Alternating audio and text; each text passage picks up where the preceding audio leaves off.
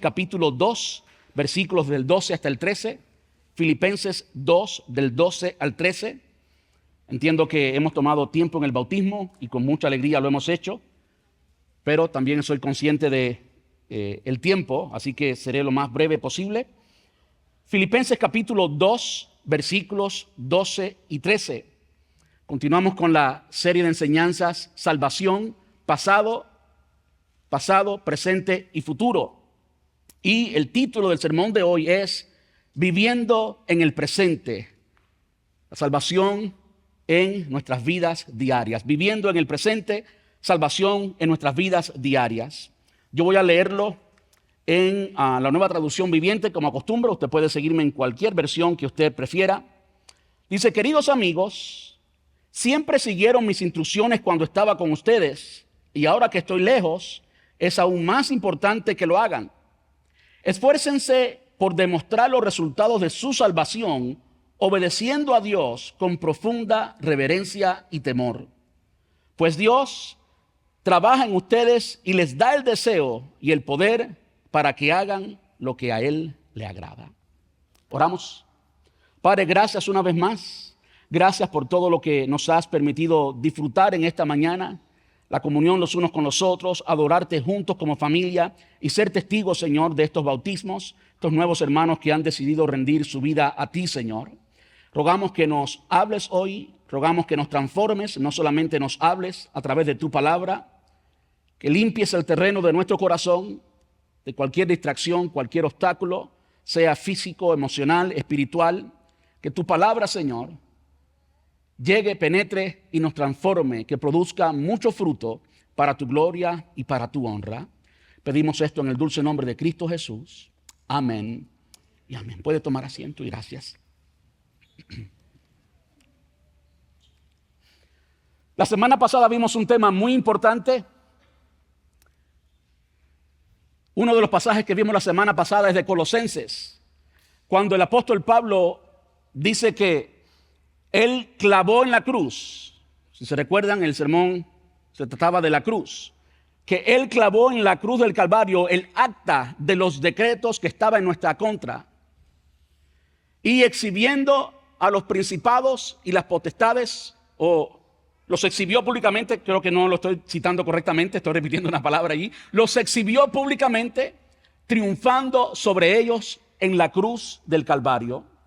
Y una de las cosas que decíamos es que aunque en el mundo físico todo el mundo veía derrota, todo el mundo veía que el Imperio Romano estaba crucificando a Jesús y los mismos discípulos como que habían perdido su líder, solamente uno de los dos estaba allí.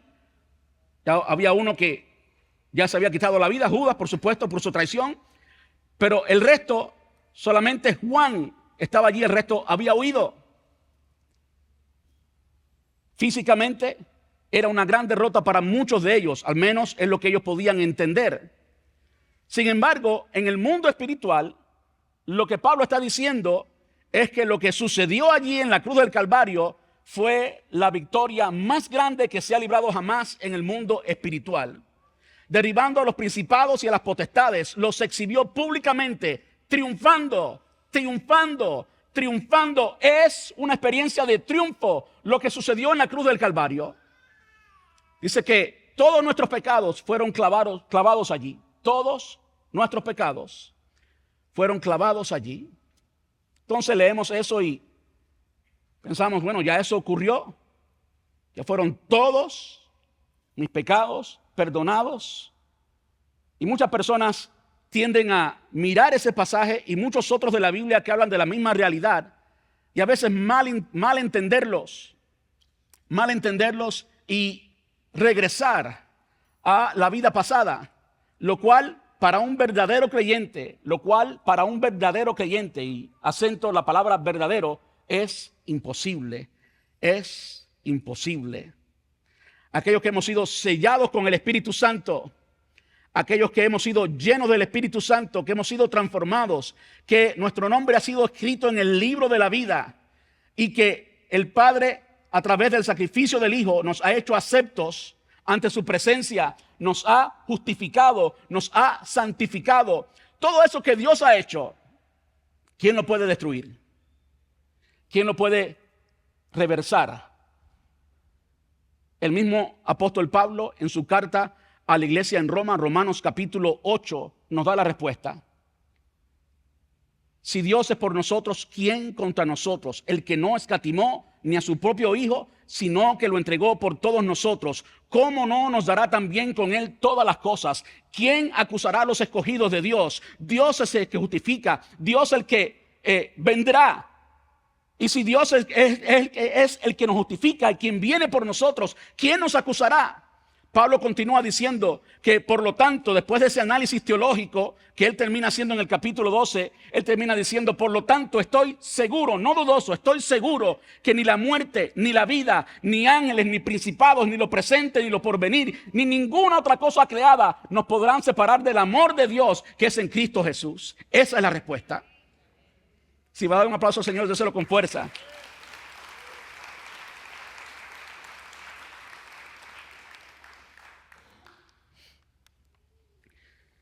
Pero cuando vemos ese pasaje, lo vemos en pasado, vemos algo que ocurrió hace 2000 años atrás. El título de la serie es Salvación, pasado, presente y futuro. Hoy, parte del sermón pasado y el sermón de hoy, todo tiene que ver, por supuesto, con el presente, viviendo en el presente, salvación en nuestras vidas diarias, aquí y ahora. Y la idea es que la salvación no es solo un evento del pasado, sino un proceso continuo. Es un proceso continuo. Es decir, sí, aunque en la soberanía de Dios y en la eternidad de Dios, lo que dice Colosenses es por supuesto totalmente cierto, que Él clavó el acta de todos los pecados que habían en nuestra contra y derribando a las autoridades y las potestades los exhibió públicamente, triunfando sobre ellos en la cruz. Claro, pero eso está en pasado. Lo cierto es que cuando eso sucedió, ninguno de nosotros había nacido. ¿Cómo podemos entender que ya nuestros pecados estaban perdonados?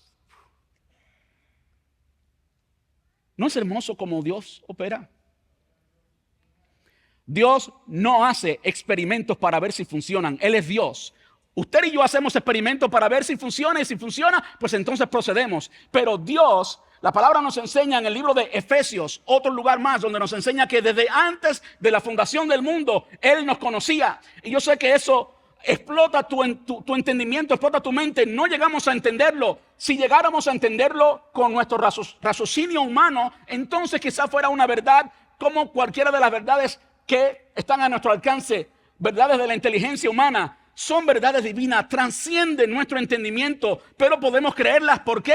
Porque el mismo Jesús que vino en el tiempo preciso, como dice el apóstol Pablo, de quien había más de 300 profecías exactas y directas, 700 años antes que Él vino, y entonces Él en efecto murió por todos nosotros. Pero si vamos a Isaías, 700 años antes, Isaías ya le tenía considerado como el siervo justo de Dios, el Cordero de Dios que quita el pecado del mundo. ¿Se da cuenta cómo Dios tiene un plan perfecto? Y en ese plan perfecto estamos tú y yo. En ese plan perfecto, de alguna manera, quizás más allá de nuestro entendimiento, estamos tú y yo. Y yo no sé lo que eso causa en ti. En mí causa un profundo agradecimiento. Saber que Él pensó en mí, que Él conocía mi nombre desde antes de la fundación del mundo. Saber que cuando llegó el tiempo preciso, Él me llamó, que Él me escogió, que Él me llamó. El proceso que Dios comenzó en nosotros, como bien dice la carta a los Efesios, aquel que comenzó en vosotros la buena obra, será fiel en perfeccionarla hasta el día de su venida. En todo momento de nuestra vida es Dios quien nos está salvando. El proceso de salvación incluye la santificación y esa santificación es progresiva. Por eso que se espera que el día de mañana seamos más santos que hoy, que el día de mañana seamos más maduros que hoy, que el día de mañana hayamos conquistado, más áreas en nuestra vida de las que hemos conquistado el día de hoy. Debemos de ir de gloria en gloria. Debemos de seguir el proceso natural de crecimiento y de madurar en la vida cristiana. Algo que sucede en los días de hoy con frecuencia es que hay muchos creyentes que llevan mucho tiempo en el evangelio y terminan comportándose como bebés espirituales, malcriados espirituales, cuando debieran más bien ser muy maduros espiritualmente hablando si seguimos el patrón de el crecimiento natural. Una persona adulta es más madura que un niño, ¿verdad que sí? Bueno, en la vida cristiana eso es también así. Se espera que una persona que lleva más tiempo en el evangelio sea más maduro espiritualmente, pero honestamente no sucede así. ¿Cómo usted y yo podemos ser parte del proceso de salvación y qué parte le corresponde a usted? Hay un gran dilema en las doctrinas de la salvación que tiene que ver con el calvinismo, el arminianismo, la parte de Dios y la parte del hombre, la soberanía de Dios y la responsabilidad humana. Y en muchos de los debates que han habido a lo largo de la historia, considerando ambos lados, creo que es indubitable la soberanía de Dios. Amén. ¿Qué hicimos cada uno de nosotros para ganarnos que el Señor pensara en nosotros antes de la fundación del mundo? Nada. Usted no pudo hacer absolutamente nada. Absolutamente nada. Lo que dice Colosenses, que Él clavó el acta de los decretos que estaban en nuestra contra. Usted no había nacido. ¿Cómo puede ser que Él ya clavó el acta de los decretos en nuestra contra? ¿Cómo puede ser? La soberanía de Dios es una de las grandes realidades. Y cada vez que nosotros como hijos de Dios miramos a la soberanía de Dios y entendemos que nos incluye a nosotros, eso debe causar agradecimiento. Eso debe causar obediencia y de eso se trata el sermón de hoy. De eso se trata el sermón de hoy. Hay una parte que sí es responsabilidad humana. Es decir, Dios no nos salva y el proceso terminó ahí en el momento que le aceptamos como nuestro Salvador y le invitamos a nuestra vida y testificamos como hemos presenciado hoy, hemos sido testigos hoy de bautismos. Como bien decía, ese momento más bien se puede comparar con un certificado de nacimiento, con algo que marca el principio, no la graduación, no la meta en la vida cristiana. Ese es solamente el comienzo. Desde ese momento en adelante, la salvación operada en nuestra vida incluye nuestra voluntad. Incluye nuestra voluntad. Y es importante que entendamos cuál es nuestra parte. Vamos al pasaje. Quiero leerlo en ambas versiones, la Nueva Traducción Viviente y también la Reina Valera. Y vamos a ver lo que en esencia el pasaje nos dice.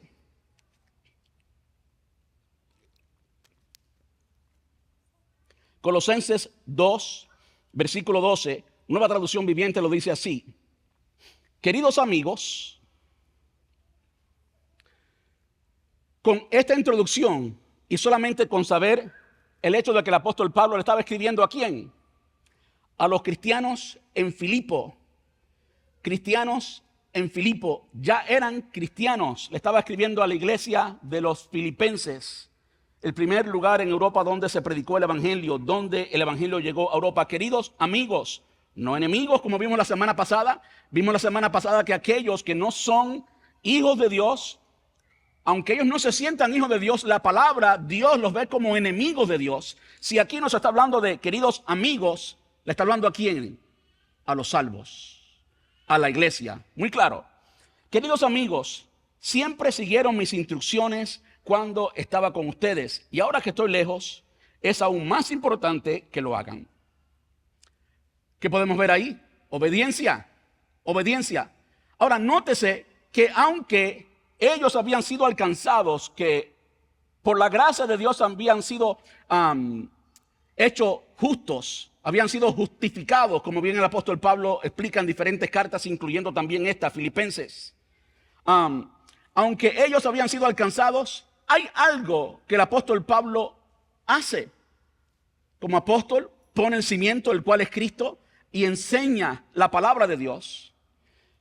El solo hecho de que en la iglesia hayan pastores, hayan maestros, significa que el proceso continúa, que la vida cristiana y la salvación no es un proceso instantáneo en que te conviertes un día, pum, eres creyente y ya terminaste el trabajo. No, el trabajo continúa. Dios nos está salvando aquí y ahora a cada uno de nosotros, aunque sí ya Él murió por nosotros, aunque sí ya hemos sido perdonados, eso tiene que verse en nuestra vida diaria. Eso tiene que volverse carne y hueso, tiene que ser vivido, tiene que ser demostrado, se convierte en realidad, en experiencia en nosotros aquí y ahora.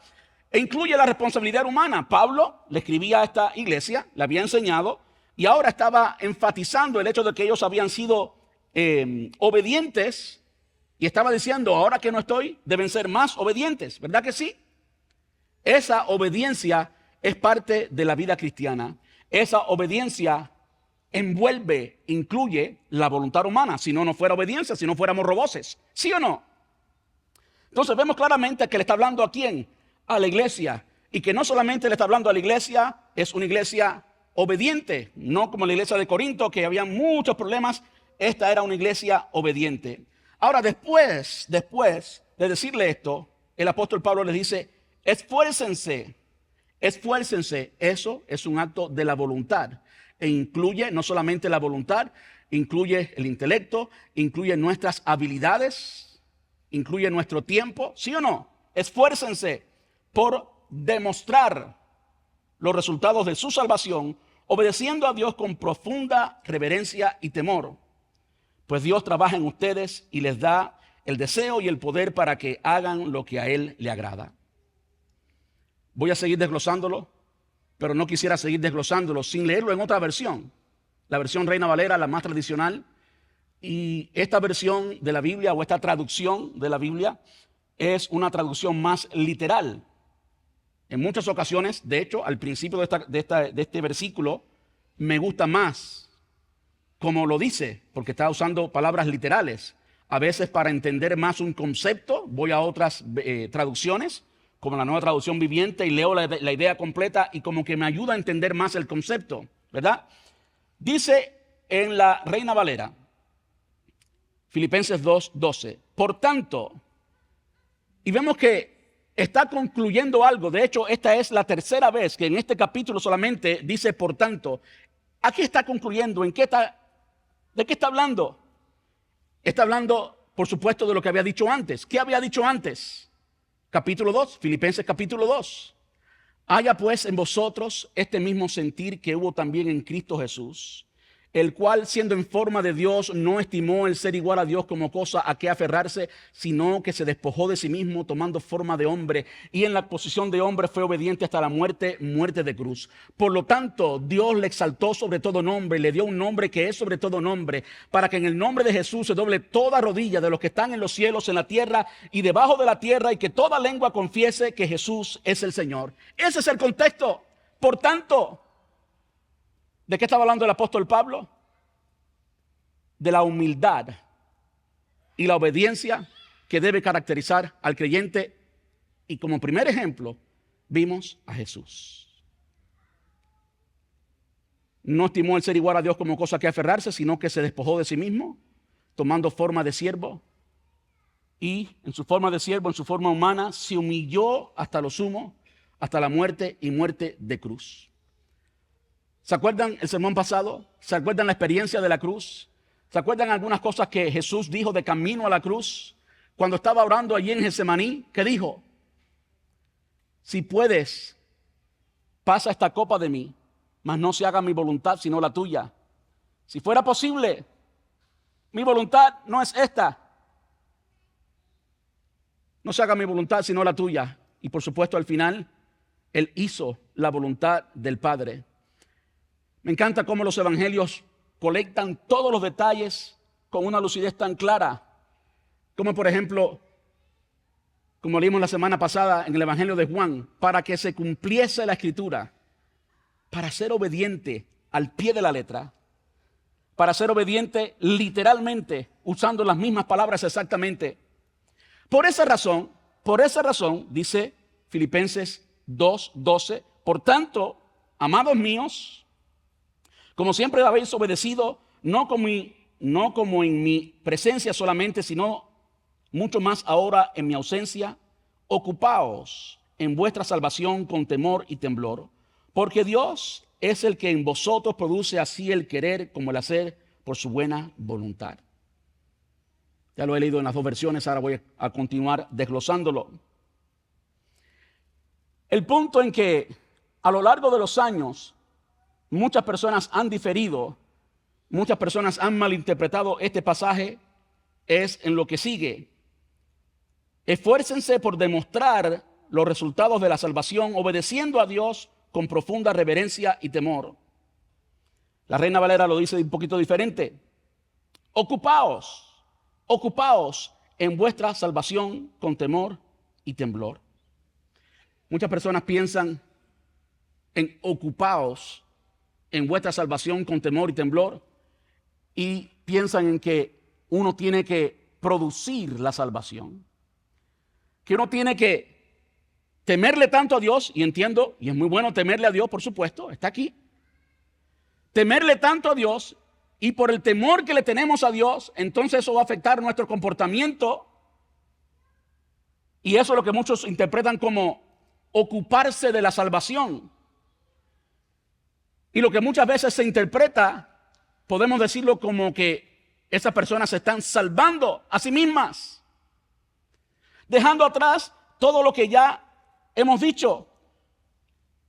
Se añade aún más luz a esto en el versículo 13. Dice, pues, concluyendo, pues Dios trabaja en ustedes y les da el deseo y el poder para que hagan lo que a Él le agrada. ¿Quién da el deseo? Dios. ¿Quién es el que trabaja en ustedes? Dios. ¿Quién les da el poder? Dios. ¿Quién está salvando? Dios. No se trata de que nosotros podamos por mucho temor comenzar a cambiar nuestro comportamiento y entonces a través de nuestro comportamiento bueno causado por el temor ganemos el favor de Dios. Eso no es lo que esto está diciendo. No es lo que esto está diciendo. Si pudiéramos por temor cambiar nuestras acciones y hacer bien e intentáramos ganar el favor de Dios, entonces todo lo que predicamos la semana pasada fue un derroche de parte del Padre.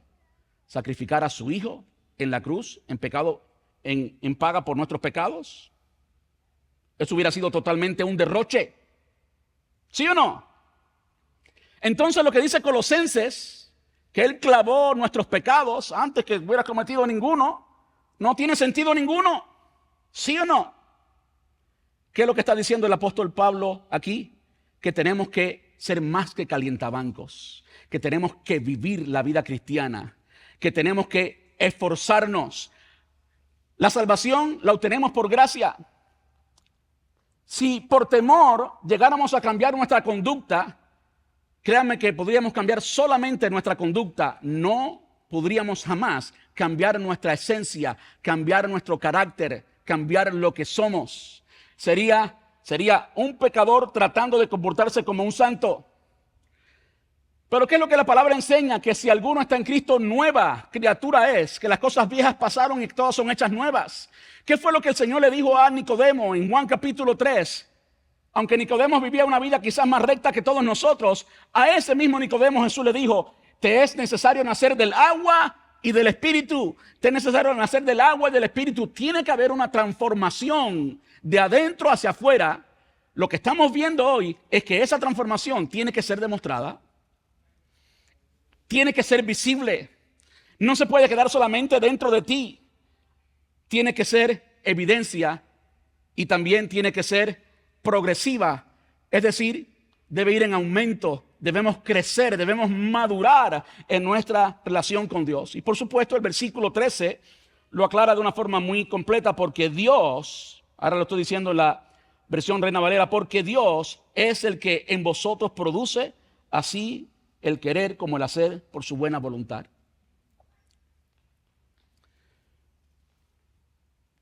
La salvación de principio a final es Dios salvando. Cuando el hombre pecó, Adán, ya hemos visto eso al principio. Cuando el hombre pecó, ¿quién fue a buscarlo? Dios. El hombre era incapaz. No podía.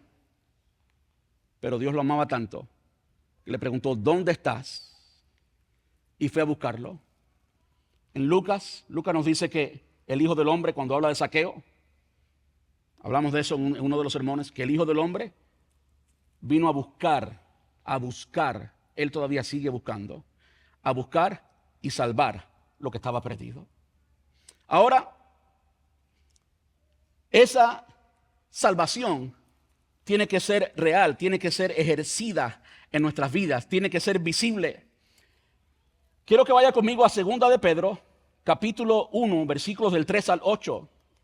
Y vamos a ver cómo ahora no Pablo a la iglesia en Filipo, sino ahora el apóstol Pedro hablándole a todos los cristianos de la diáspora, a todos los cristianos que habían sido dispersos por la persecución. Cómo el apóstol Pablo lo dice de una manera diferente, pero en esencia está diciendo lo mismo.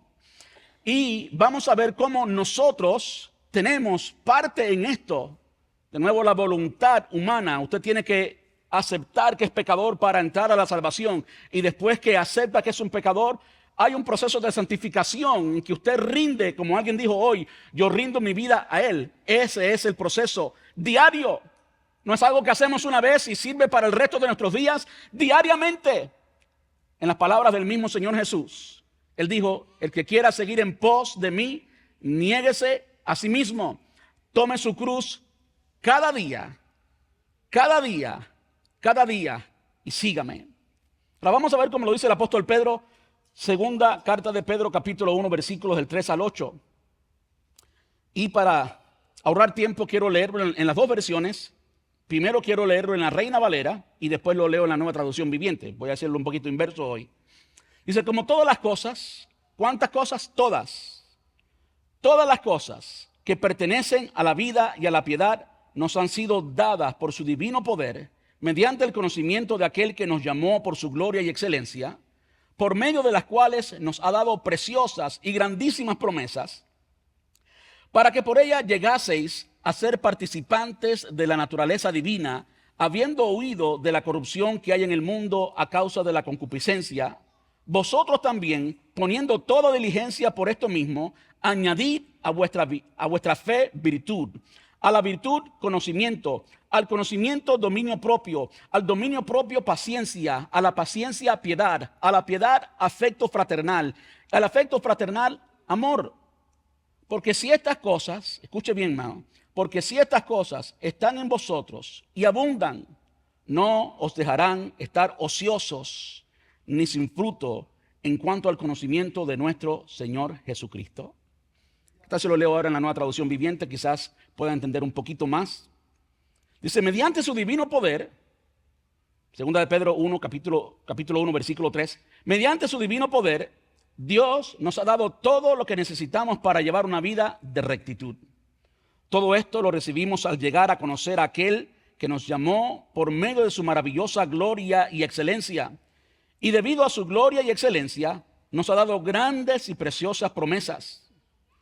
Estas promesas hacen posible que ustedes participen de la naturaleza divina y escapen de la corrupción del mundo a causa de los deseos humanos.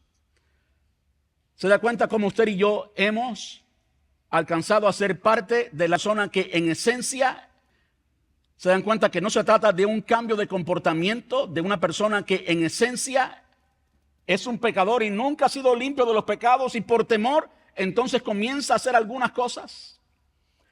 Yo les digo, aunque hagamos muchas cosas buenas, el libro de Isaías dice que aún nuestros actos de justicia, las cosas buenas que hacemos, aún los actos de justicia nuestros son para el estándar divino como trapo de inmundicia. En otras palabras, aún lo bueno que puedas hacer para Él no sirve, porque tú estás haciendo lo que es bueno delante de ti, lo que tú crees que es bueno. Pero la medida de Dios es mucho más alta, mucho más grande que la nuestra. Es superior a la nuestra. Nunca podemos medir a la justicia de Dios. Siempre quedaremos como injustos. Es por eso que Pablo decía, por cuanto todos pecaron y están destituidos de la gloria de Dios. Continúo en el versículo 5 y perdón por la interrupción allí. En vista de todo esto, esfuércense al máximo. Eso es lo que el creyente debe hacer. No sentarse y descansar al máximo y esperar que Dios haga todo por ti. En vista de todo esto, esfuércense al máximo por responder a las promesas de Dios, completando su fe con una abundante provisión de excelencia moral. La excelencia moral con conocimiento, el conocimiento con control propio, el control propio con perseverancia, la perseverancia con sumisión a Dios, La sumisión a Dios con afecto fraternal y el afecto fraternal con amor por todos. Cuanto más crezcan de esta manera, más productivos y útiles serán en el conocimiento de nuestro Señor Jesucristo. Ese es el proceso de santificación en que estamos muchos de nosotros. Ahora, hay como una moda, hay como una corriente dentro de la iglesia, quizás más en nuestra nación, quizás más en Estados Unidos. Vivimos en el país de la comodidad, en el país donde todo tiene que ver, todo gira alrededor de proveerte comodidad a ti.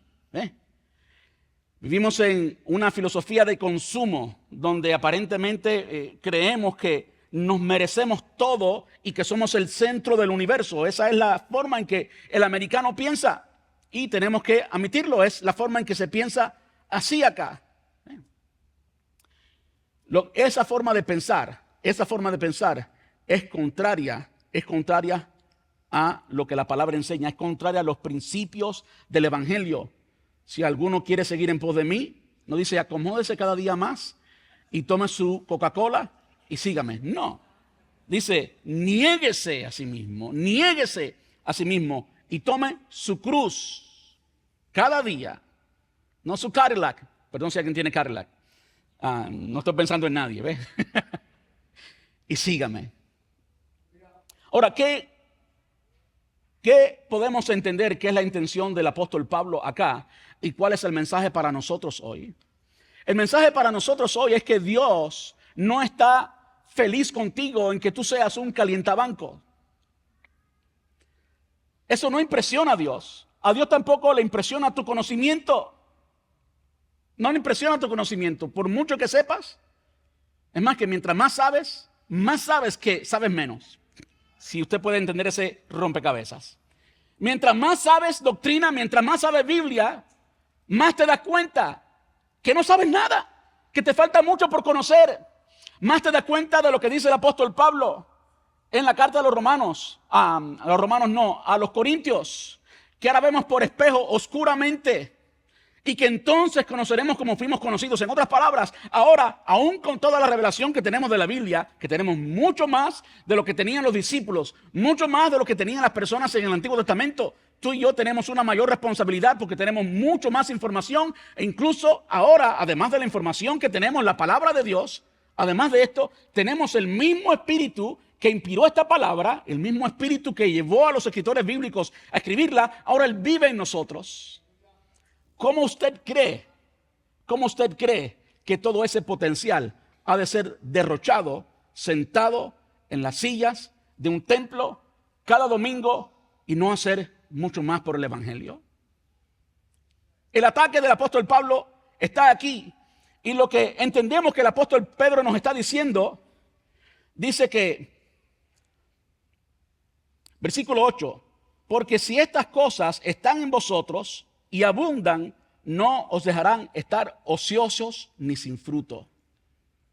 ¿Usted se da cuenta? Tenemos que vivir en contra de la conformidad. Tenemos que vivir en contra de la frialdad. Tenemos que vivir en contra de todo esto y disfrutar lo que ya tenemos, disfrutar nuestra relación con Dios. Y a medida que disfrutamos nuestra relación con Dios, a medida que crecemos y maduramos en el conocimiento, entonces vamos a hacer algo para el evangelio. Hacer algo para el evangelio, hacer algo más que, entre comillas, venir a la iglesia.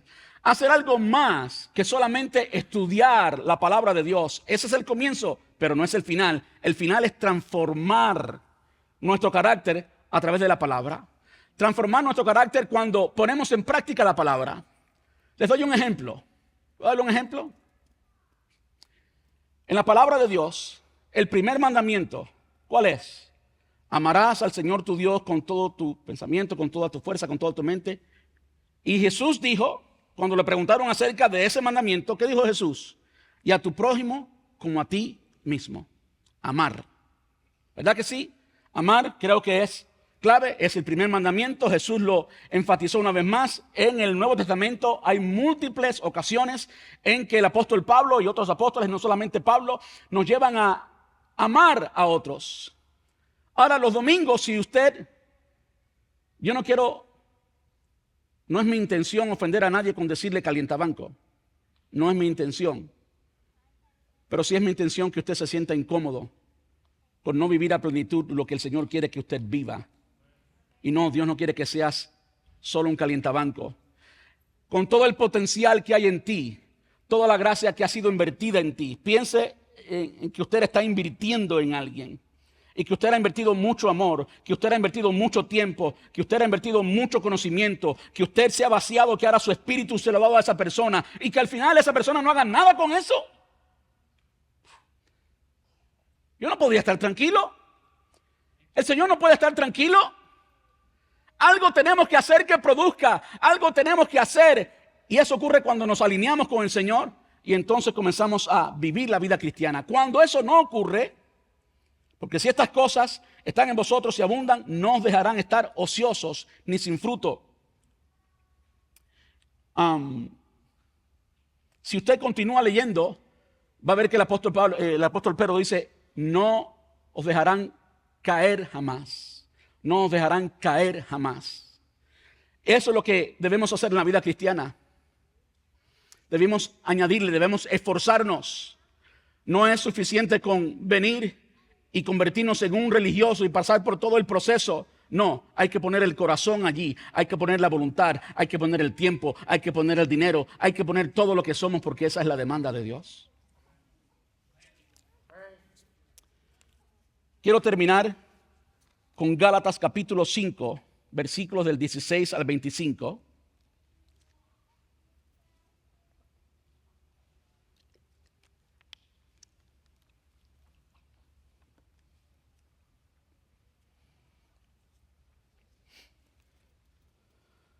Hay un gran riesgo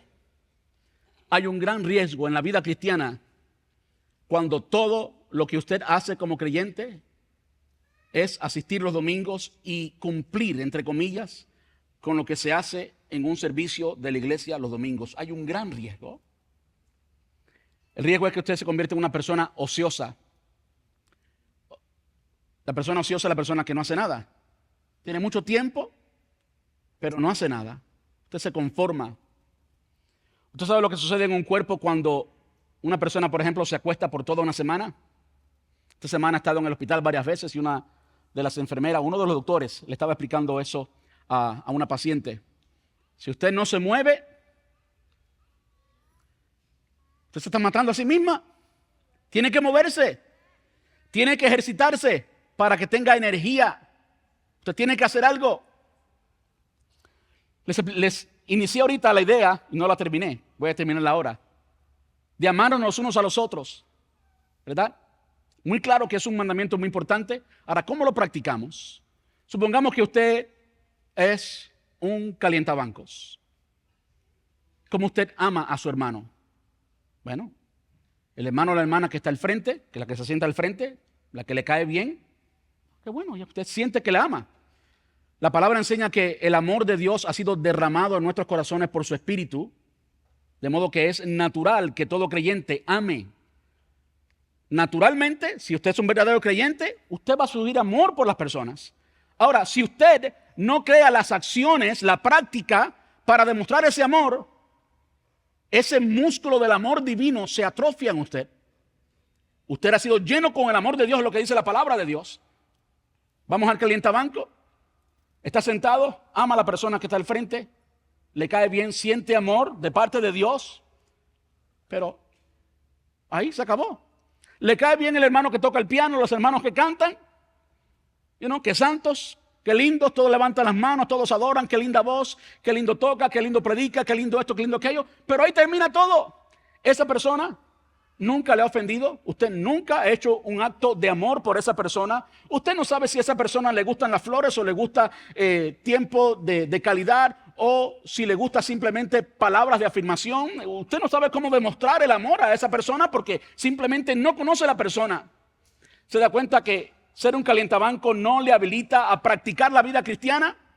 Y es por eso que al pasar el tiempo, si usted continúa siendo un calientabanco, usted va a comenzar a notar no el hermanito del frente que le cae bien, sino todos los que no te caen bien. Y usted comienza a darse cuenta de todo lo que está mal en la iglesia. Ay, ¿por qué aquello?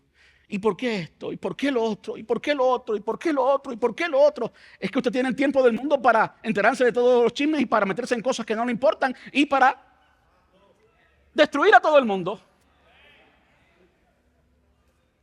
¿Saben qué pasa cuando la persona tiene sus ojos puestos en Cristo? Tiene la convicción que tenía Dwight Lyman Moody, el fundador de Moody Bible Institute en Chicago. Él estaba tan ocupado en él ser como Dios que no tenía tiempo para fijarse en otras personas. Que la persona más difícil en su congregación, decía él, que era él mismo. Él pasaba tanto trabajo con él mismo que no tenía tiempo para mirar los defectos en otras personas. Estaba ocupado, estaba ocupando de su salvación, se estaba ocupando de ejercerla. Si regresamos al ejercicio del amor, ¿qué tal si usted conoce a una persona? Le garantizo, 100%, le garantizo que toda persona que usted conozca va a ser imperfecta, como usted es imperfecto. Y que en la medida que usted se disponga a amar a esa persona, más va a conocer a la persona y más va a conocer las imperfecciones. Entonces es que su amor comienza a echar raíces. Cuando usted ve una imperfección y todavía ama a la persona. Y ve otra imperfección, ya es una nueva, ya no es un dos, y sigue amándola. Ve otra imperfección, 3. Pero su amor es el amor de Dios, el amor de Dios que ha sido derramado en su corazón. Cuando usted conoce que la persona quizás no sea la persona más linda del mundo, pero es un hijo de Dios, una hija de Dios, y consecuentemente no importa las fallas que tenga la persona, usted le ama. En las palabras del apóstol Juan, usted ha probado que usted es un hijo de Dios. Porque el amor cubrirá multitudes de faltas. El amor cubrirá multitudes de faltas. Les he hablado de la parte negativa de practicar el amor, pero también hay una parte positiva. Hay una parte positiva. Y es que cuando nos encontramos unos con otros y nos conocemos bien y el amor echa raíces y no somos calientabanco, vamos más allá. También ese amor es recíproco y podemos ver el afecto de otra persona. Podemos ver el amor demostrado en otras personas. Y cuando nos amamos a pesar de todo, y no solamente vemos lo malo, sino ahora vemos a Cristo en la otra persona, podemos comenzar a practicar lo que dice Hebreos capítulo 12. Puesto los ojos en Jesús, el autor y consumador de la fe. Muchas personas piensan que poner los ojos en Jesús, el autor y consumador de la fe, en la vida cristiana es arrodillarse y cerrar los ojos y ahora estás mirando a Jesús. No, no es así. Es mirar el bien en tu hermano. ¿No somos el cuerpo de Cristo? ¿No somos sus manos y sus pies? ¿Sí o no? La iglesia es el cuerpo de Cristo. Usted está viendo aquí y ahora, en este lugar, en este momento, no solamente a mí, sino a todos los hermanos, usted está viendo el cuerpo de Cristo. Cuando usted tiene parte del fruto del Espíritu Santo, benevolencia, amor, gozo, paz, paciencia, benignidad, no benevolencia, benignidad. Sabía que yo había dicho algo mal. Benignidad. ¿Sabe cuál es la benignidad? Usted siempre quiere lo bueno. Usted está mirando a Cristo en su hermano y en su hermana. Eso es benigno. Usted siempre está mirando a Cristo en su hermano y su hermana. ¿Saben por qué? Porque la palabra dice que somos el cuerpo de Cristo, que somos partícipe de la naturaleza divina, que todas las cosas que pertenecen a la vida y a la piedad nos han sido dadas por su divino poder. Cristo habita en ti, Cristo habita en mí. No es un cuento, es real. Y cuando pasa el tiempo, usted quizás pueda conocer las malas costumbres y el mal carácter de una persona. Eso es parte del pecado. Eso es parte de la formación de las raíces del pecado. No necesariamente que la persona pecó, sino de formación de pecado de antes, que se arrastra de generación en generación. Pero asimismo usted puede ver la raíz de Dios. Usted puede ver el amor de Jesús. Usted puede identificarse con una persona que es su hermano. Eternamente lo es. Eternamente lo será. Es su hermano. Y yo no sé si usted conoce a personas así, personas que quizás a veces son difíciles de amar, pero usted las ama. Y las ama de verdad, y las ama entrañablemente. Y usted puede decir los defectos que tiene la persona, pero al mismo tiempo, ninguno de esos defectos apaga su amor. Es ahí cuando usted pone en práctica su salvación y el hecho de que el amor de Dios ha sido derramado en tu corazón y por lo tanto tú amas. El mundo necesita ver ese amor. Termino leyendo Gálatas 5, porque el tiempo se me ha acabado. Por eso les digo, dejen que el Espíritu Santo los guíe en la vida. El Espíritu Santo. Entonces, no se dejarán llevar por los impulsos de la naturaleza pecaminosa. La naturaleza pecaminosa desea hacer el mal, que es precisamente lo contrario a lo que quiere el Espíritu. Y el Espíritu nos da deseos que se oponen a lo que desea la naturaleza pecaminosa. Estas dos fuerzas luchan constantemente entre sí, constantemente. Entonces ustedes no son libres de llevar a cabo sus buenas acciones, pero cuando el Espíritu los guía, ya no están obligados a cumplir la ley de Moisés. Cuando ustedes siguen los deseos de la naturaleza pecaminosa, los resultados son más que claros. Aquí está el termómetro. Aquí está el termómetro. Los resultados están claros, son visibles, están todos allí. ¿Usted quiere saber si usted está llevando una vida guiada por el Espíritu? Una vida que va en crecimiento espiritual, en madurez espiritual, o va en decadencia espiritual. Aquí está el termómetro. Los resultados de la naturaleza pecaminosa son más que claros.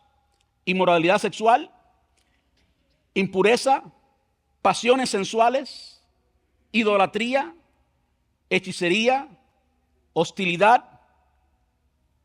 Hasta ahora, básicamente hemos visto los más notables, los pecados más feos, ¿verdad que sí? Pero es interesante que el apóstol Pablo, escribiéndole a estos cristianos de la región de Galacia, continúa hablándole de otros, y vale mucho decir que los pone en la misma categoría, en la misma categoría. En otras palabras, para Dios, alguien que tiene inmoralidad sexual o impureza o idolatría o hechicería, es tan culpable como alguien que está en hostilidad, peleas, celos, arrebatos de furia, ambición egoísta, discordias, divisiones, envidias, borracheras, fiestas desenfrenadas y otros pecados parecidos. Permítanme repetirles lo que les dije antes. Cualquiera que lleva esa clase de vida no heredará el reino de Dios. En cambio, qué bueno que hay un cambio aquí y podemos medir, ¿verdad?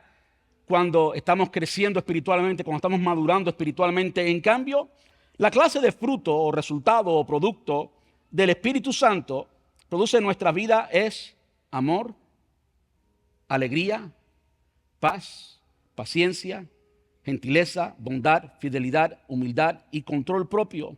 No existen leyes contra estas cosas. Permítame decir esto. Todos estos elementos, como parte del fruto del Espíritu Santo, usted las puede poner en práctica solo en el contexto de las relaciones personales. Es decir, usted no está lleno de amor, como ya hemos visto claramente en el ejemplo que les he compartido. Usted no vive, no practica el amor, ni la alegría, ni la paz, ni la paciencia, ni ninguno de ellos, encerrado en un cuarto. Usted tiene que desarrollarse, tiene que practicar la vida cristiana. Versículo 24 termina diciendo: los que pertenecen a Cristo Jesús han clavado en la cruz, como vimos la semana pasada, las pasiones y los deseos de la naturaleza pecaminosa y los han crucificado allí. Eso es una decisión que tenemos que hacer todos los días. Eso es una decisión que tenemos que hacer todos los días. Nótese, si miramos el contexto y entendemos que el espíritu y la carne tienen una lucha constante, siempre está ahí. Olvídese de esa idea que usted ahora es más santo, tiene más posiciones en la iglesia y ahora no tiene deseos sexuales. Yo no sé quién dijo eso. Como dice Masi, carne es carne aunque sea evangélica. Usted tiene que diariamente crucificar esos deseos y llevarlos a la cruz. Y solo puede hacerlo, ¿por qué? Por lo que comenzamos diciendo al principio, por el Espíritu Santo que habita en nosotros. Los que pertenecen a Cristo Jesús han clavado en la cruz las pasiones y los deseos de la naturaleza pecaminosa y los han crucificado allí. Ya que vivimos por el Espíritu, en otras palabras, ya que fue el Espíritu Santo que nos dio vida nueva, ya que fue el Espíritu Santo quien te regeneró y te hizo un hijo de Dios, te dio una nueva naturaleza, entonces sigamos la guía del Espíritu en cada aspecto de nuestra vida. Practicando la vida cristiana aquí y ahora. No es un cuento de hadas, no es mitología griega, no. Es vida real, es lo que sucede aquí y ahora. Yo les decía la semana pasada que yo soy incapaz de odiar. No puedo odiar, no me cabe odiar. No porque yo sea la persona más linda de la iglesia o mejor de la iglesia o sea el mejor pastor, nada así. Simplemente porque el amor de Dios está en mi corazón. Como confío está en el corazón de todos nosotros. Y entonces no cabe el odio. No cabe. Tiene que irse. No tiene lugar. Vamos a estar puestos en pie.